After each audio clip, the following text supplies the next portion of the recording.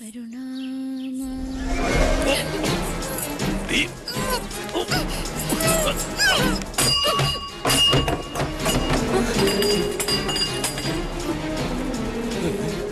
പിടിച്ച് എല്ലാം കൂടെ ചെന്ന് കയറിക്കോട്. ഇന്ന് ഒരുമിച്ച് കൊലവിളി അടിയന്തരം കൊണ്ടാടാം.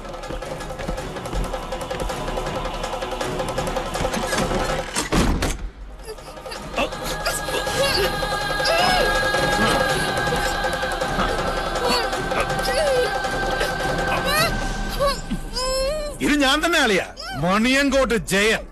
എന്നെയാണ് നിനക്ക് വേണ്ടതെങ്കിൽ ആ സാധുവിനെ വെറുതെ വിട്. മണിയങ്കോട്ട് ജയ. അതെടാ, ആദ്യ ഉഗ്രമൂർത്തിയായ നിന്നെ എനിക്ക് വേണ്ടത്. അത് കഴിഞ്ഞു മതി ഈ പുതിയ നെല്ലൂരമ്മ.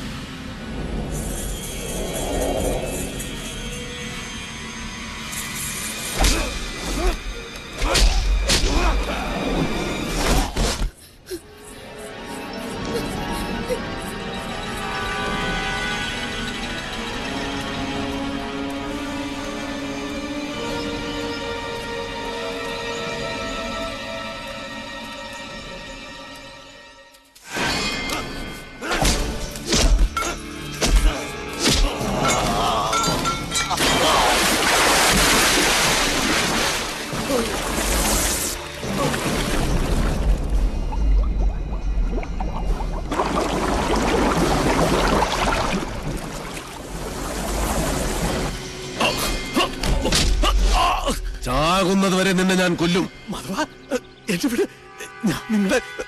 ഞാനൊന്ന് പറയട്ടെ. ആണായിട്ട് പറയടാ. എന്റെ കുഞ്ഞുണ്ണിയെ ഈ നീർക്കുഴിയിലിട്ട് കൊന്നത് നീയല്ലേ? ജന്മം പിഴച്ച ദുഷ്ടനും മന്ത്രമില്ലാത്ത ദുർദേവതയും നശിക്കും. ഭൂമിയിൽ നശിക്കണം.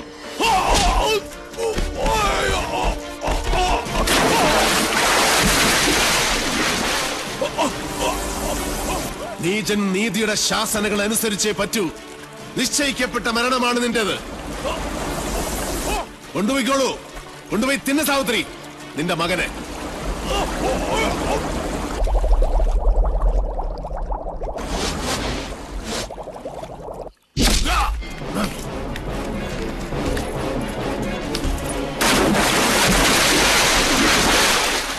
നീ പോ മാധവ. നിന്റെ ശവവും കാത്ത് എന്റെ അച്ഛൻ ചെമ്പ്രപ്പുഴക്കരയിൽ കാത്തു നിൽപ്പുണ്ട്. ഓ മുങ്ങിച്ചാവ്.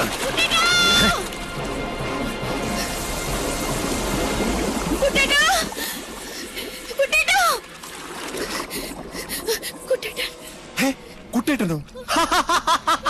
അവിടെ കാണും. അല്ലല്ല, അവിടെ അവിടെ അവിടെ അവിടെ. ഹേയ്, വടക്കിനി കാണും. വടക്കിനി അല്ല, തെക്കിനി തെക്കിനി തെക്കിനി. ഈ ഭൂഗോളം മുഴുവൻ പോയി തരേ. നെല്ലൂർ മനക്കലെ ഇല്ലത്തമ്മേ, തൃശൂലമേന്തിയ നിന്റെ കുട്ടേട്ടൻ മരിക്കാതിരിക്കണമായിരുന്നെങ്കിൽ അവൻ എന്റെ മുന്നിൽ വരാതിരിക്കണമായിരുന്നു. നാളെ രാവിലെ പുഴയിലിറങ്ങി തപ്പിയാ മതി. അപ്പോഴേ പൊങ്ങൂ ചത്ത ചണ്ടികൾ.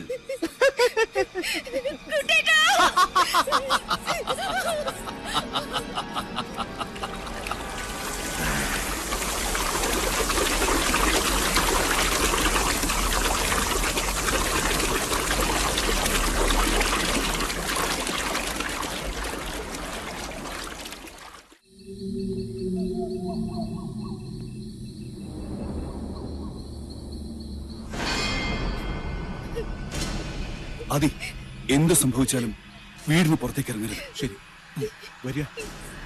കുട്ടേട്ടാ, കുട്ടേട്ടാ, കുട്ടേട്ടാ, കുട്ടേട്ടാ, കുട്ടേട്ടാ.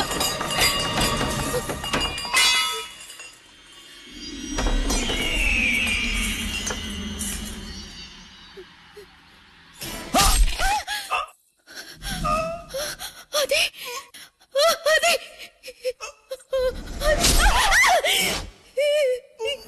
കുട്ടേട്ടാ, കുട്ടേട്ടാ. അയ്യോ.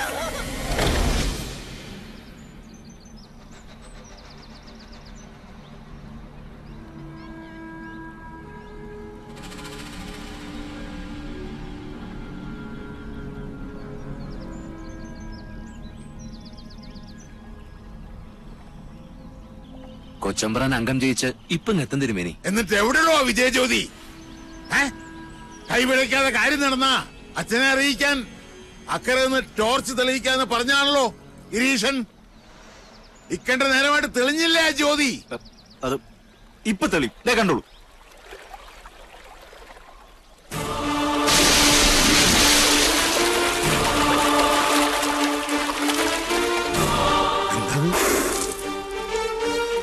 തമ്പുരാനെ, വട്ടാഴി തിരുമേനിയല്ലേ അത്? ആദ്യമായിട്ടാ നെല്ലൂർ കുളത്തിൽ വീണ ഒരാൾ ജീവനോടെ. തമ്പുരാനെ,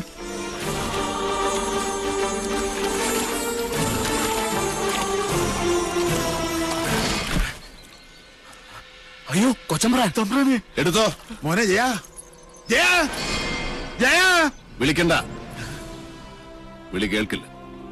മഹാഭാവി, എന്റെ മോനെ നീ എന്ത് ചെയ്തു? എന്റെ കുഞ്ഞുണ്ണിയെ കഴുത്തറുത്ത് കൊന്നതുപോലെ ഈ ദുഷ്ടനെയും കുളത്തിലിട്ട് കഴുത്തറുത്ത് കൊന്നു മണിയൻകൂട്ട് സാവിത്രി. അങ്ങനെ വിശ്വസിക്കും. അതാണ് ശരി. നോണ, നീയാണ് കൊന്നത്. ആ കുറ്റം ഞാൻ ഏൽക്കണമെങ്കിൽ എന്റെ കുഞ്ഞുണ്ണിയെ കൊന്നത് ആരാണെന്ന് കാരണം അവര് പറയണം.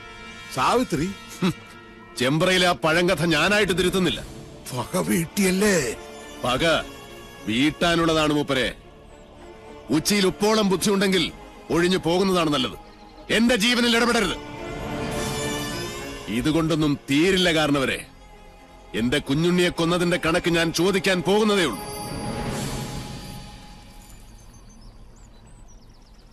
ഒളിയുദ്ധത്തിന് വന്നവരിൽ ഒരാൾ കൂടെ നാളെ പൊങ്ങും. ചൂണ്ടക്കാരൻ വാസു. അപ്പൊ വിഷാരിയോ?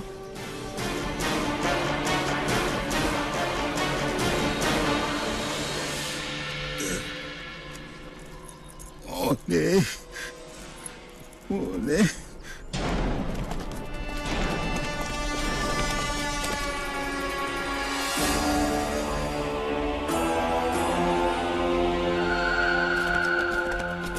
ഇന്നലെ രാത്രി താനോടുണ്ടായിരുന്നു. സർ, എന്തൊക്കെയാണോ തന്റെ ലിമിറ്റിൽ നടക്കുന്നത്? സർ, മണിയൻകുട്ടാര് പറയും പോലെ ഇത് പണ്ടേ അടിച്ച് നാമാവശേഷം കണ്ട കാലം കഴിഞ്ഞു. പക്ഷെ സമ്മതിക്കത്തില്ല. എവിടോ തന്റെ വാസ്തുശില്പി? അകത്തുണ്ട്. സാറേ, ഇവനൊരു മുഷ്കന. ഞാൻ നേരത്തെ ചോദിച്ചപ്പോ ഭജനയിലോ ഭണ്ഡാരത്തിൽ ഇരിക്കുകയാണെന്ന ഈ കയ്യാളം പറഞ്ഞത്. ആദ്യം സാക്ഷി വിസ്താരം, പിന്നെ മതിയോടോ ഗുരുമുഖ ദർശനം. വാ അഗസ്റ്റിൻ, ഈ പട്ടേരി പയ്യനെ കൊണ്ടുപോ. സ്വാമി വാ. കരയണ്ട. ഇന്നലെ എന്താ ഇവിടെ സംഭവിച്ച കുട്ടിയെ? സത്യത്തിൽ ആർക്കാ കൈപ്പഴ പറ്റിയത്? രണ്ടാം സാക്ഷി മിത്ര കൊച്ചമ്മ എവിടെ? വെളുക്കുമ്പോ തന്നെ കുട്ടിയുടെ മിത്രടുത്തി വീട്ടിലേക്ക് പറഞ്ഞു വിട്ടു. അനിയന്റെ കണ്ണിലുണ്ണിയെ ഞങ്ങൾക്ക് വിട്ടുതന്ന് വീട്ടുകാരിയെ സേഫാക്കി വിട്ടുവെന്ന് നാട്ടുകാരിനി പറയും. അയ്യോ, അരുതാത്തതൊന്നും പറയരുതേ. ഏട്ടത്തിക്ക് വിഷമം കൂടിയിട്ടാ പോയത്. മുതുകിൽ മാത്രമല്ല തലയ്ക്കും കുത്തിയിട്ടുണ്ട്, വലതു ചെവിയുടെ ഭാഗത്ത്. പിന്നിന്ന് മാത്രമല്ല കുത്തി വീഴ്ത്തിയത് അല്ലേ?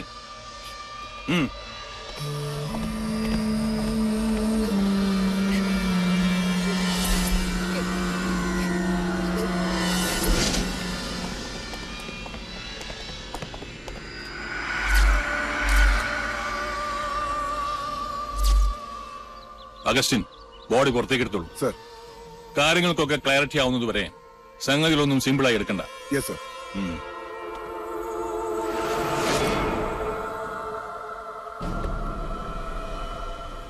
അരുത്. ആ മുറി നിറയെ വവ്വാലുകളും നരിച്ചീരുകളുമാണ്. അതാരും തുറക്കാറില്ല. അനന്ത, എസ് പിയെ തടയണ്ട.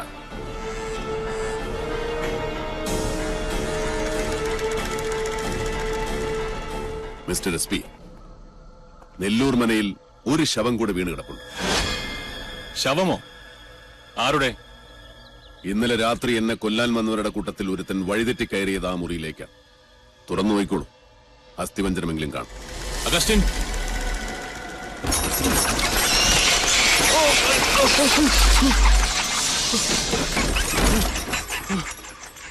ജീവിക്കാൻ അർഹതയില്ലാത്തവരെ ആർക്കും രക്ഷിക്കാൻ കഴിയില്ല. നീചന്മാരുടെ മരണത്തിൽ സജ്ജനങ്ങൾ ദുഃഖിക്കാറില്ല.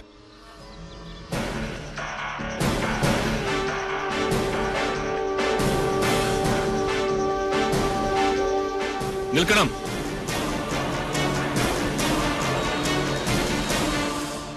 പട്ടാഴി തമ്പുരാനെ കണ്ട് കൈ തന്ന് സലാം പറഞ്ഞ് തിരിച്ചു പോകാനല്ല ഞാൻ വന്നത്. ഈ മരണത്തിലൊക്കെ നിങ്ങളുടെ കൈയില്ലേ? എനിക്ക് നിങ്ങളെ സംശയമുണ്ട്. സംശയിക്കണം സാർ. എല്ലാ സത്യാന്വേഷണങ്ങളുടെയും തുടക്കം സംശയത്തിൽ നിന്നാണ്. സംശയമല്ല, സത്യമാണ്. പ്രതികാരം ചെയ്യാൻ പട്ടാഴി മാധവൻ തുനിഞ്ഞിറങ്ങിയാൽ ആർക്കും തടുക്കാനാവില്ലെന്നറിയാം. ഇനി എത്ര ശവം കൂടി വീഴാനുണ്ട് ചമ്പ്രയിൽ? മീരാൻ സാഹിബ് വരണം. തുളസി, ഊണിന് ഏമാനുണ്ടാവും. ഇല്ല തമ്പുരാൻകുട്ടി, അത് പറ്റില്ല. ഇന്ന് എസ് പിയുടെ ക്യാമ്പ് ഇവിടെ. ഇല്ലത്തെ ചോറ് ഞാൻ ഒരുപാട് ഉണ്ടിട്ടുള്ളതാ. പരിചയമില്ലാത്തവരുടെ മുമ്പിൽ വെച്ച് ഞാൻ തമ്പുരാൻകുട്ടിയോട് പരിചയക്കേട് കാണിച്ചു, പോലീസ് കളിച്ചു. തമ്പുരാൻകുട്ടി ക്ഷമിക്ക. ഇതിലൊന്നും ഒരു കാര്യമില്ല. സീസറിനുള്ളത് സീസറിന്, കാഫറിനുള്ളത് കാഫറിന്. കുപ്പായമിട്ടാൽ എല്ലാ മുഖവും ഒരുപോലെ കാണണം, അതാണ് ശരി. ആ കുട്ടിയോട് എന്ത് തരക്കാരെന്ന് അറിയാത്തതുകൊണ്ട് ഞാൻ ഏത് തരക്കാരനാണോ ആ തരക്കാരായി വളരാനാണ് ഞാൻ അവരെ പഠിപ്പിച്ചത്. പിന്നെ എസ് പിക്ക് എന്താ അറിയേണ്ടത്? എല്ലാം വിശദമായി പറഞ്ഞുതരാം.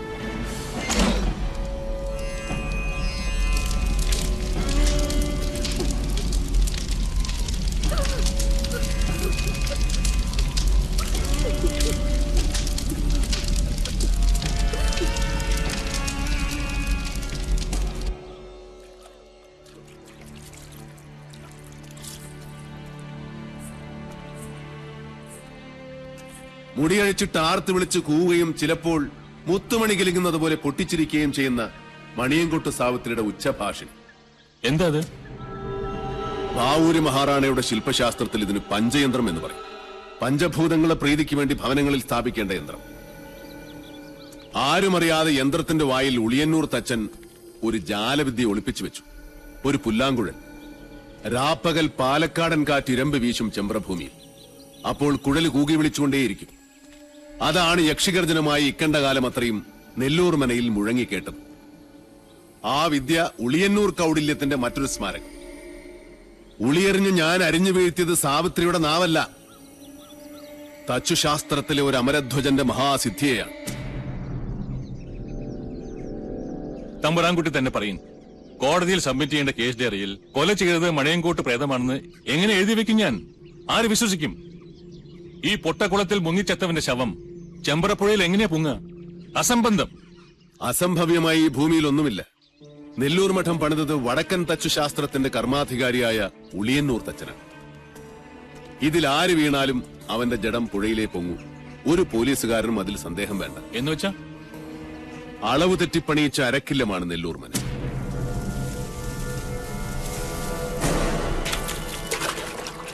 ഇത് കുളമല്ല, കിണറാണ്. ഇതിനുള്ളിൽ അകവളവും ഉൾക്കുഴിവുമുള്ള ഒരു ജലനാളി തീർത്തു വെച്ചിട്ടുണ്ട്. കൈമിടിക്കുള്ള ആ മഹാതച്ചൻ.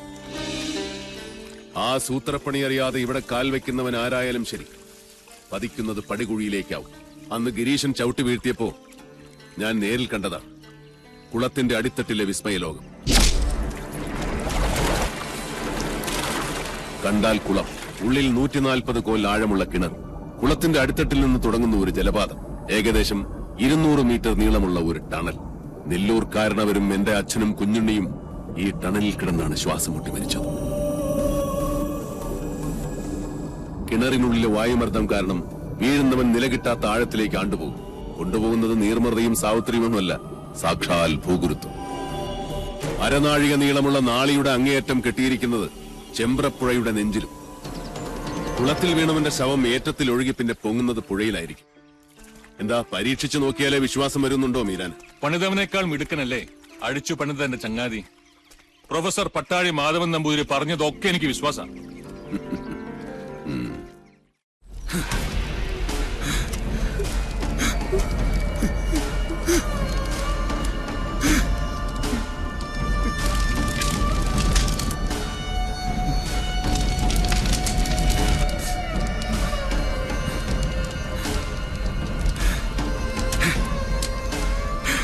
സൂരി അവിടെ നിക്ക.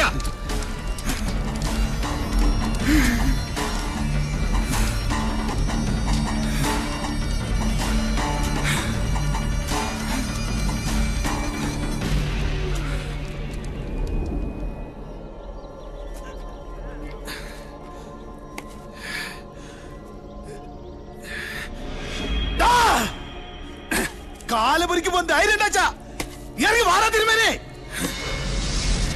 കുട്ടേട്ടാ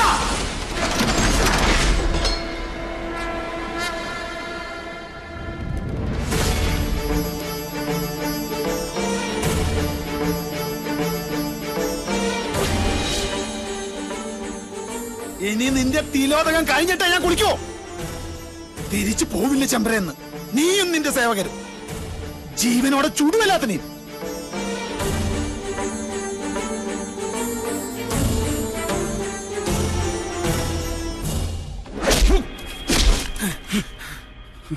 കുഞ്ഞുണ്ണിയേട്ടൻ എന്ന ശിക്ഷയുടെ കാലാവധി കഴിഞ്ഞിട്ടില്ല നിനക്ക്. ആ അടിക്ക് നിന്റെ ആസനം മാത്രമേ പോയിട്ടുള്ളൂ. ഗുരുവിന്റെ അടിക്ക് നിന്റെ തല തെറിക്കും. ചാവലോടാ നിനക്ക്. അനന്ത വിട്, ഈ തിരുവങ്കനെ ഞാൻ പറഞ്ഞു വിട്ടോളാം. ഈ മുറ്റത്ത് നിന്റെ ഒച്ച ഇനി പൊങ്ങരുത്. ഇറങ്ങി പൊക്കോണ ഈ നിമിഷം. പട്ടാഴി തിരുമേനിയുടെ മുമ്പില് പിച്ച വെച്ച് നടക്കുന്ന മകനെ അയച്ച മൂപ്പിലാനുണ്ടല്ലോ നിന്റെ അച്ഛൻ, അയാളെയാണ് എനിക്ക് കാണേണ്ടത്. ഉപദേശിച്ച് പദം വരത്തേണ്ട പ്രായം കഴിഞ്ഞുപോയി മൂർഖന്. താൻ എന്റെ അച്ഛനിട്ട് എന്നെ കുത്തിയല്ലേ ഇക്കണ്ട കാലം എന്റെ അച്ഛൻ തലി കയറ്റി വെച്ച് കൊണ്ട് നടന്നിരുന്നത്? മനസ്സിലായില്ലേ? പട്ടാളി തമ്പുരാന്റെ ഗുലാനെ തന്നെയാ. സൽക്കാരത്തിന് വിളിച്ചപ്പോഴൊക്കെ ഞാൻ ഓടി വന്നത് മേലടുക്കളയിലെ രുചി നുണയാനല്ല, മണിയൻകോട്ട ആയുധപ്പുരയുടെ ശേഷി അളക്കാനാ. അതും പട്ടാഴി എന്ന് പറഞ്ഞിട്ടാ. അതാ കഥയുടെ ഗുളിക ചുരുക്കം. അതല്ല, തന്തയും മക്കളും പൊരുതാൻ നിന്നാൽ അന്യം നിന്നുപോവും മണിയൻകോട്ട് ഗോത്രം. കളി മാധവനോടാ.